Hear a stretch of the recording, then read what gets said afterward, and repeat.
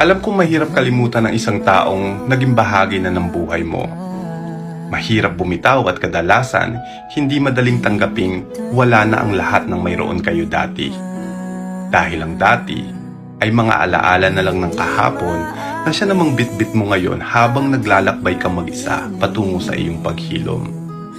At sa paglalakbay mo, huwag kang magmamadali, huwag kang tatakbo, dahil hindi patagandaan at maraming mga alaalang maaaring makatisod sa iyo. Alaalang magpapahinto sa iyo at kung minsan, ililigaw ka at ibabalik ka kung saan ka nagsimula. Dahan-dahan ka lang maglakad. Kahit mabagal, ang mahalaga umuusad. At kung sakaling matisod ka sa mga alaala niya, okay lang ang matumba at pansamantalang huminto. Basta ang mahalaga, agad na babangon ka at hindi ka na muling matitisod sa parehong alaala.